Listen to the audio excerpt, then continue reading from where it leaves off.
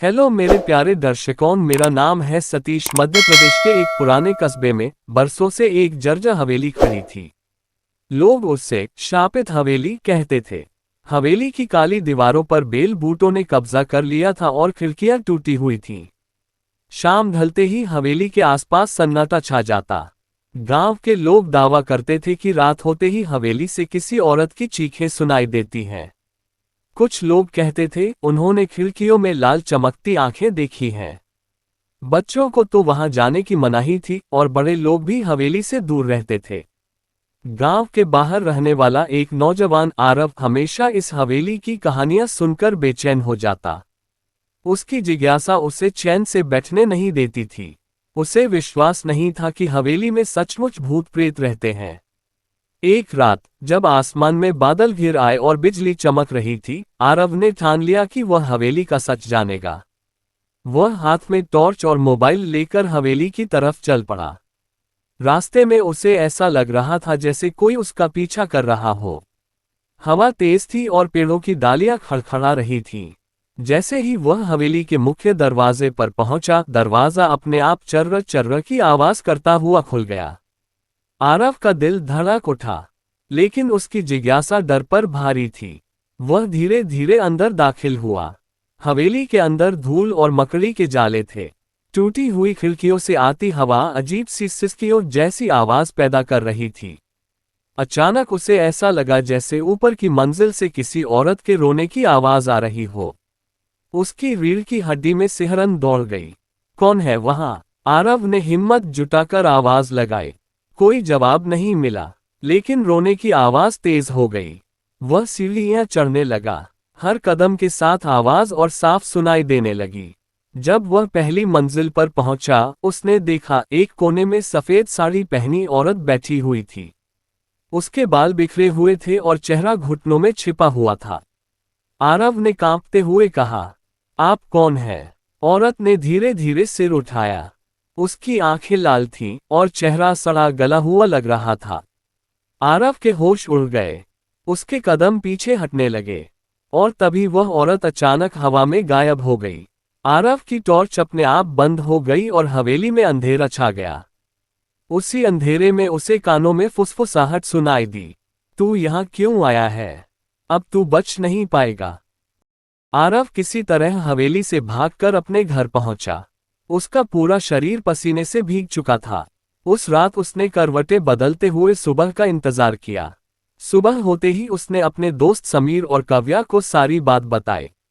समीर बोला, यार तू पागल है क्या? वहां सचमुच भूत है। लोग सालों से कह रहे हैं, और तू अकेले चला गया। काव्या ने थोड़ा सोचकर कहा, शायद ये कोई राज है। हमें पता करना चाहिए। हो सकता है ये सिर्फ अंधविश्वास हो। आरव को काव्या की बात पसंद आई। उसने तय किया कि वह हवेली का सच सबके सामने लाकर रहेगा। तीनों ने मिलकर हवेली की पुरानी कहानियां जानने के लिए गांव के बुजुर्ग दादाजी पंडित से मिलने का सोचा। दादाजी हवेली का नाम सुनते ही कांप गए। उन्होंने गहरी सांस लेकर कहा, बच्चों, उस हवेली में मत जाना। वहां एक औरत की आत्मा कैद है। उसका नाम था रागिनी। वह हवेली के मालिक ठाकुर रणवीर की पत्नी थी। ठाकुर ने लालच और पाप में डूबकर उसे जिंदा दीवार में चुनवा दिया था।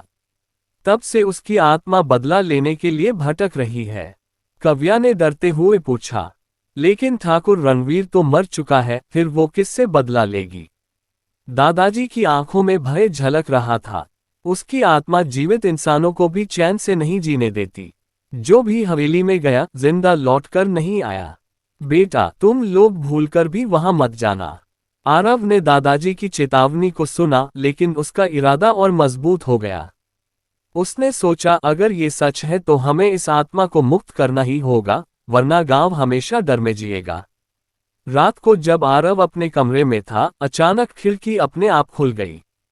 हवा का झोंका अंदर आया और पर्दे उड़ने लगे। आरव ने खिड़की बंद करना चाहा, तभी उसने देखा शीशे में रागिनी का चेहरा झलक रहा था। लाल आंखें, खुला मुंह और खून से सना चेहरा।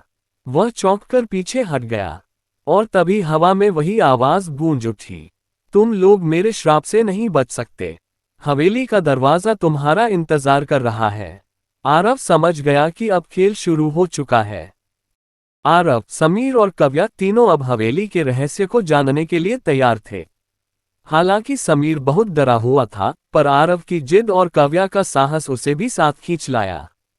शाम ढलते ही तीनों हवेली की तरफ निकल पड़े। गांव के लोग उन्हें जाते देख सहमे हुए थे। कुछ ने समझाया भी, बच्चों मत जाओ, उस हवेली से कोई वापस नहीं आता। पर आरव ने किसी की न सुनी। हवेली का दरवाजा फिर से अपने आप चर्र की आवाज के साथ खुला। अंदर जाते ही तीनों को लगा मानो हवेली उनका इंतजार कर रही थी। समीर बुदबुदाया, ये जगह मुझे बिल्कुल ठीक नहीं लग रही। काव्या ने टॉर्च जलाकर चारों तरफ रोशनी की। फर्श पर सूखे खून के धब्बे फैले हुए थे। दीवारों पर पुरानी तस्वीरें टंगी थीं, जिनमें ठाकुर रणवीर और उसकी पत्नी रागिनी दिख रहे थे। अचानक एक तस्वीर में हलचल हुई। रागिनी की तस्वीर की आंखें लाल हो उठीं। तीनों घबरा गए। आरव ने हिम्मत दिखाते हुए कहा, हमें सच जानना है, डरकर पीछे नहीं हटेंगे। वे हवेली के पिछले हिस्से की ओर बढ़े। वहां एक पुराना कमरा था जो ताला बंद था। आरव ने जोर से ताला तोड़ा। कमरे के अंदर अंधेरा था, पर जैसे ही टॉर्च की रोशनी पड़ी, तीनों के होश उड़ गए। कमरे में दीवार के बीचों बीच मानव हड्डियों का ढेर पड़ा था, और उसके पास एक पुरानी डायरी। काव्या ने डायरी उठाए और पढ़ना शुरू किया। उसमें ठाकुर रणवीर की लिखावट थी। आज मैंने रागिनी को दीवार में कैद कर दिया। उसकी आत्मा मुझे चैन से नहीं छोड़ रही। हर रात उसकी चीखें हवेली में गूंजती हैं। लेकिन मैं मरकर भी इस हवेली से बंधा रहूंगा। कोई भी मेरे श्राप को तोड़ नहीं पाएगा। डायरी पढ़ते ही हवेली की दीवारें कांपने लगीं। चारों तरफ से औरत की चीखें गूंज उठीं। रागिनी की आत्मा प्रकट हुई, वही सफेद साड़ी, बिखरे बाल और खून से सना चेहरा। उसने चिल्लाकर कहा, तुम लोगों ने मेरी कैद को छेड़ा है, अब तुम्हें भी इसी हवेली में हमेशा के लिए रहना होगा। समीर चीख पड़ा और भागने की कोशिश करने लगा, लेकिन दरवाजा अपने आप बंद हो गया। हवेली का अंधेरा और गहरा हो गया। कमरे का दरवाजा बंद होते ही सबको ऐसा लगा जैसे पूरा मकान जिंदा हो गया हो। दीवारें खून रोने लगीं, छत से चमगादड़ झुंड बनाकर उड़ने लगे। काव्या ने कांपते हुए कहा, आरव, हमें यहां से निकलना होगा, वरना हम भी मर जाएंगे। आरव ने दांत भींचकर कहा, नहीं, अगर रागिनी सचमुच निर्दोष थी तो हमें उसकी आत्मा को मुक्ति दिलानी होगी। इतने में समीर की चीख गूंजी। उसका पैर फर्श में धंसने लगा था, जैसे जमीन उसे निगल रही हो। आरव और काव्या ने पूरी ताकत से उसे खींचकर बाहर निकाला। समीर का चेहरा पीला पड़ चुका था। रागिनी की आत्मा सामने आ गई। उसकी आंखों से खून बह रहा था और वह कराहती हुई बोली, मैंने सब कुछ खो दिया, मेरे पति ने मुझे धोखा दिया। अब मैं किसी को भी चैन से नहीं जीने दूंगी। आरव ने साहस जुटाकर कहा, हम तुम्हें मुक्ति दिलाना चाहते हैं। हमें बताओ कि हम क्या कर सकते हैं। लेकिन रागिनी जोर से हंस पड़ी। मुक्ति? हा, अब बहुत देर हो चुकी है। जो भी यहाँ आता है वह मेरा हिस्सा बन जाता है। इतना कहकर उसने समीर की ओर हाथ बढ़ाया। समीर हवा में उठ गया और उसका गला दबने लगा। काव्या रोने लगी, नहीं, उसे छोड़ दो। आरव ने टॉर्च उठाकर रागिनी पर रोशनी डाली। अचानक उसकी आत्मा पीछे हट गई। डायरी फिर से अपने आप खुल गई और उसके पन्ने उड़ने लगे। एक पन्ने पर लिखा था, जो भी मेरे अपराध को उजागर करेगा वही इस हवेली से मुझे मुक्त करेगा। आरव समझ गया कि ठाकुर रणवीर का सच सबके सामने लाना होगा। रागिनी चीखते हुए गायब हो गई, लेकिन उसकी आवाज अब भी हवेली में गूंज रही थी। तुम लोग सच्चाई नहीं जान पाओगे, और अगर जान भी गए तो जिंदा नहीं लौटोगे। हवेली से किसी तरह बाहर निकलने के बाद तीनों बुरी तरह थक चुके थे। समीर का चेहरा पीला पड़ गया था और उसकी आंखों में डर साफ झलक रहा था। आरव ने कहा, अब साफ है, इस आत्मा को मुक्त करना होगा, वरना ये हवेली और खतरनाक बन जाएगी। काव्या ने सुझाव दिया, हमें किसी ऐसे इंसान की मदद लेनी होगी जो आत्माओं के बारे में जानता हो। गांव के बाहर पुराने मंदिर में एक पुजारी रहते हैं। लोग कहते हैं कि उन्हें अलौकिक शक्तियों का ज्ञान है। अगली सुबह तीनों उस मंदिर पहुंचे। मंदिर चारों तरफ पेड़ों से घिरा हुआ था और भीतर एक बूढ़े पुजारी बैठे थे। उनकी आंखों में गहरी चमक थी। आरव ने उन्हें सारी घटना बताई। पुजारी चुपचाप सुनते रहे, फिर बोले, तुम लोग आग से खेल रहे हो। रागिनी की आत्मा केवल दुखी नहीं बल्कि प्रतिशोध से भरी हुई है। ठाकुर रणवीर का पाप इतना बड़ा था कि उसने इस हवेली को श्रापित कर दिया। अब उस आत्मा को मुक्त करने के लिए तुम्हें वही करना होगा जो सबसे कठिन है। कव्या ने कांपते स्वर में पूछा, हमें क्या करना होगा? पुजारी ने गहरी सांस ली। रागिनी की आत्मा को शांति तभी मिलेगी जब उसका सच सबके सामने आए। तुम्हें हवेली की दीवारों में छिपे उसके कंकाल को निकालना होगा और विधि विधान से उसका अंतिम संस्कार करना होगा। लेकिन सावधान रहना, ठाकुर रणवीर की आत्मा भी वहीं बंधी है। वह तुम्हें रोकने की पूरी कोशिश करेगा। समीर डरते हुए बोला, नहीं, मैं दोबारा उस हवेली में नहीं जाऊंगा। मौत सामने खड़ी है वहां। आरव ने उसकी आंखों में देखते हुए कहा, समीर, अगर हम पीछे हट गए तो ये श्राप कभी खत्म नहीं होगा। हमें गांव को बचाना है। पुजारी ने उन्हें एक ताबीज और पवित्र ग्रंथ दिया। ये तुम्हारी रक्षा करेंगे, लेकिन याद रखना, तुम्हें एक ही रात में सब करना होगा। अगर सूरज निकल आया और विधि अधूरी रह गई तो तुम सब उस हवेली के स्थायी मेहमान बन जाओगे। तीनों का दिल बैठ गया, लेकिन उन्होंने तय कर लिया कि उसी रात हवेली में वापस जाएंगे। रात का समय आ चुका था। आसमान में बादल गरज रहे थे और बिजली कड़क रही थी। हवेली का रूप और भी डरावना लग रहा था। आरव, कव्या और अनमने मन से समीर तीनों हाथ में पुजारी का ताबीज और ग्रंथ लेकर हवेली में दाखिल हुए। दरवाजे पर कदम रखते ही हवेली कांप उठी। चारों तरफ से कराहने की आवाजें आने लगीं। जैसे ही वे उस कमरे में पहुंचे जहां हड्डियों का ढेर पड़ा था, अचानक दरवाजा अपने आप बंद हो गया। मोमबत्ती अपने आप जल उठी और कमरे में एक परछाई उभर आई। वह था ठाकुर रणवीर का भूत। लंबा कद, लाल आंखें और हाथ में तलवार जैसी चमकती छाया। वह गरज कर बोला, किसने हिम्मत की मेरी हवेली की कैद को तोड़ने की? ये जगह मेरी है। रागिनी की आत्मा मेरी संपत्ति है। कव्या ने कांपते हुए ग्रंथ खोला और मंत्र पढ़ना शुरू किया, पर ठाकुर की आत्मा चीखते हुए उसकी ओर बढ़ी। आरव ने ताबीज आगे कर दिया। अचानक चमकदार रोशनी निकली और ठाकुर पीछे हट गया। लेकिन तभी रागिनी की आत्मा भी प्रकट हो गई। उसकी चीख हवेली की दीवारों को हिला रही थी। वह रोते हुए बोली, मेरे पापी पति, तूने मुझे जिंदा दीवार में क्यों दफना दिया? ठाकुर की आत्मा गुर्राए, तूने मुझे अपमानित किया था, इसलिए मैं तुझे हमेशा के लिए कैद करना चाहता था। आरव और कव्या समझ गए कि यही समय है। उन्होंने मिलकर दीवार तोड़नी शुरू की। जैसे जैसे ईंटें गिरती गईं, अंदर से महिला का कंकाल नजर आने लगा। रागिनी की आत्मा जोर से चीख पड़ी। उसकी आंखों से आंसू बहने लगे, ये आंसू खून जैसे लाल थे। ठाकुर रणवीर की आत्मा और भी उग्र हो गई। उसने समीर को पकड़ लिया और उसे गला घोंटने की कोशिश करने लगा। समीर तड़प रहा था। आरव ने पूरी ताकत से मंत्र पढ़ा और ताबीज ठाकुर की आत्मा पर फेंक दिया। भयंकर विस्फोट जैसी आवाज हुई। ठाकुर की आत्मा चीखते हुए पीछे हट गई। अब सिर्फ आखिरी काम बचा था, रागिनी के कंकाल का अंतिम संस्कार। कव्या ने कांपते हुए कंकाल बाहर निकाला, पर तभी हवेली की दीवारें बंद होने लगीं, जैसे पूरी हवेली उन्हें कैद कर लेना चाहती हो।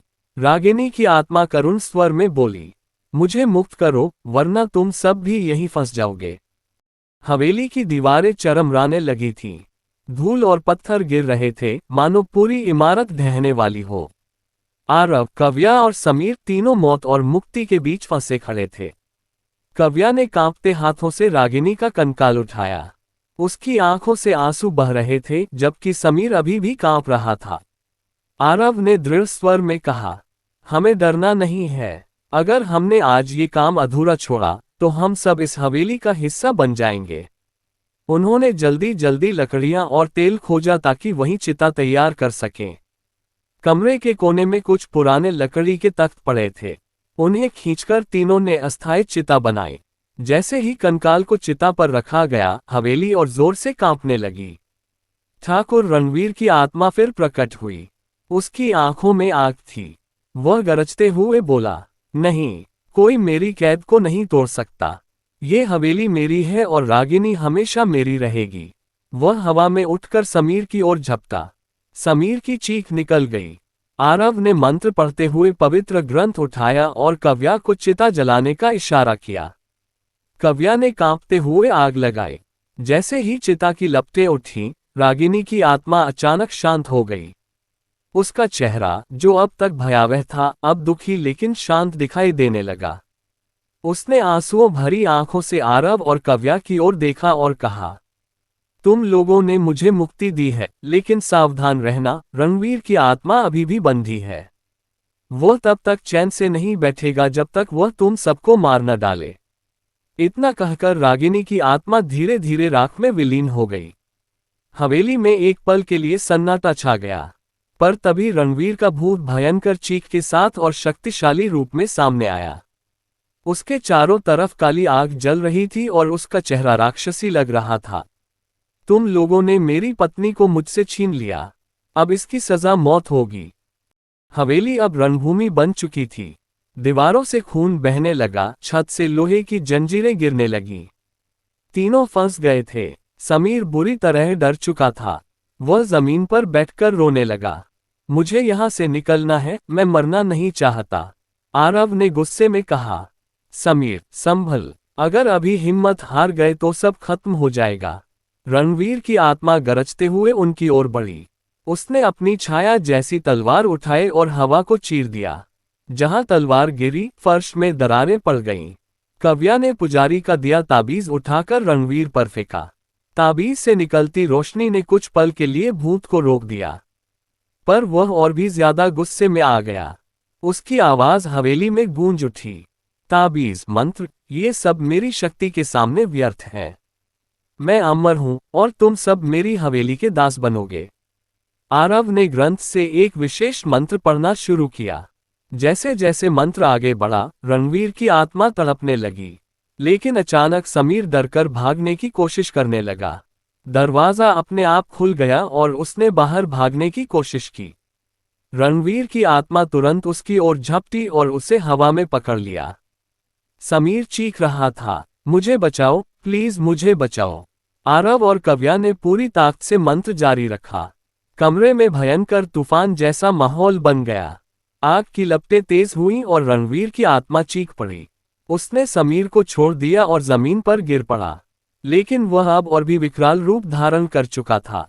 उसकी आंखों से खून की धारा बह रही थी और उसकी आवाज गूंजी, अगर मैं नष्ट होऊंगा तो तुम सबको अपने साथ ले जाऊंगा। पूरी हवेली अचानक जोर से हिलने लगी। दीवारें दरकने लगीं और छत गिरने लगी। आरव और कव्या को अब समझ आ गया था, यह अंतिम जंग है। या तो वे रणवीर को हमेशा के लिए नष्ट करेंगे या फिर सब उसी के साथ दफन हो जाएंगे। हवेली की दीवारें अब पूरी तरह हिलने लगी थीं। आरव और कव्या ने मंत्र पढ़ना जारी रखा, लेकिन रणवीर की आत्मा और भी भयावह रूप ले चुकी थी। उसका शरीर धुएं से बना लग रहा था, पर चेहरा डरावनी चमक से भरा था। उसने चिल्लाकर कहा, तुमने मेरी रागिनी को मुझसे छीन लिया, अब मैं तुम्हें कभी चैन से जीने नहीं दूंगा। ये हवेली तुम्हारी कब्र बन जाएगी। वह हवा में उठा और अपनी तलवार जैसी छाया समीर की ओर फेंकी।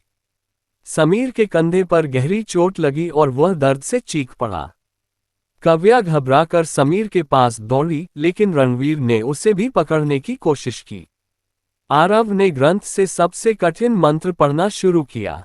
उसकी आवाज कांप रही थी, लेकिन वह रुक नहीं रहा था। रणवीर चीखने लगा, नहीं, यह मंत्र, इसे बंद करो। पर मंत्र की शक्ति बढ़ती जा रही थी। ग्रंथ से निकलती रोशनी रणवीर के शरीर को जलाने लगी। लेकिन तभी रणवीर ने जोर से गरज कर दीवारों से काली छायाएं बाहर निकाली। वे छायाएं सांपों जैसी हवा में लहराती हुई आरव और कव्या को जकड़ने लगीं। आरव का गला घुटने लगा। कव्या भी जमीन पर गिर पड़ी। समीर किसी तरह उठकर बोला, नहीं, मैं अब डरकर नहीं भागूंगा। अगर मैंने हिम्मत न दिखाई तो हम सब मर जाएंगे। उसने पुजारी का दिया हुआ दूसरा ताबीज उठाया और रणवीर की ओर फेंका। ताबीज आग की तरह जल उठा और रणवीर की आत्मा पर जा गिरा। भूत जोर से चीखा और उसकी छायाएं टूटकर गायब हो गईं। आरव और कव्या फिर से मंत्र पढ़ने लगे। रणवीर जमीन पर तड़प रहा था। उसकी आवाज गूंजी, तुम लोग नहीं जानते, मेरा श्राप इतना गहरा है कि इस हवेली के साथ तुम्हें भी नष्ट कर दूंगा। अचानक हवेली की छत का बड़ा हिस्सा गिर पड़ा। तीनों जान बचाकर एक कोने में भागे। अब साफ था, रणवीर की आत्मा केवल मंत्र से नहीं जाएगी, कुछ और करना पड़ेगा। आरव ने तेज आवाज में कहा, हमें रणवीर के पाप का अंत करना होगा। उसका शरीर तो मिट चुका है, लेकिन उसकी तलवार और उसकी हवेली ही उसकी शक्ति का स्रोत है। कव्या ने कहा, हमें उस तलवार को नष्ट करना होगा। रणवीर की आत्मा फिर उठ खड़ी हुई। उसने तलवार हवा में लहराए और गरज कर कहा, यह तलवार मेरी शक्ति है, इसे कोई नष्ट नहीं कर सकता। लेकिन आरव ने ग्रंथ खोला और अंतिम मंत्र पढ़ना शुरू किया। कव्या ने मोमबत्ती से जलती लकड़ी उठाए और समीर ने अपनी आखिरी हिम्मत जुटाकर रणवीर की ओर बढ़ने की कोशिश की। रणवीर ने वार किया, लेकिन आरव ने मंत्र की शक्ति से एक चमकदार ढाल बना ली। उस ढाल ने तलवार को रोक लिया। कव्या और समीर ने मौका पाकर रणवीर की तलवार पर आग डाल दी। तलवार चीखने लगी, जैसे वह भी जिंदा हो। रणवीर की आत्मा पागलों की तरह चिल्लाए, नहीं, मेरी शक्ति, मेरी तलवार, तुमने सब बर्बाद कर दिया। हवेली की दीवारें अब टूटने लगीं। हर तरफ धूल और पत्थर उड़ रहे थे। आरव ने ग्रंथ से अंतिम श्लोक पढ़ा। रोशनी इतनी तेज हुई कि आंखें बंद करनी पड़ी। रणवीर की आत्मा तड़पते हुए चीख पड़ी, नहीं, मैं अमर हूं, मुझे कोई नष्ट नहीं कर सकता। पर धीरे धीरे उसकी आकृति राख में बदलने लगी। उसकी चीखें हवेली में गूंजती रहीं और फिर सब शांत हो गया। सन्नाटा छा गया। तलवार राख में बदल चुकी थी। दीवारों से खून बहना बंद हो गया। राख के बीच से रागिनी की आत्मा की एक हल्की झलक आई। वह मुस्कुराती हुई बोली, धन्यवाद, तुम लोगों ने मुझे भी मुक्त किया और इस हवेली को भी। अब ये श्राप समाप्त हो गया है। उसकी आत्मा प्रकाश में विलीन हो गई। तीनों ने राहत की सांस ली, लेकिन हवेली अब भी ढह रही थी। वे तुरंत बाहर की ओर भागे। जैसे ही उन्होंने मुख्य दरवाजे से बाहर कदम रखा, पूरी हवेली जोरदार धमाके के साथ जमीन में समा गई। अब वहां सिर्फ खंडहर और धूल थी। तीनों जमीन पर गिरकर हाँफ रहे थे। समीर की आंखों में आंसू थे, लेकिन इस बार डर के नहीं, बल्कि खुशी के। उसने कहा, हम जिंदा बच गए। आरव और कव्या ने एक दूसरे की ओर देखा। उनकी आंखों में थकान थी, पर संतोष भी। उन्होंने हवेली का श्राप तोड़ दिया था। गांव अब हमेशा के लिए डर से मुक्त हो चुका था।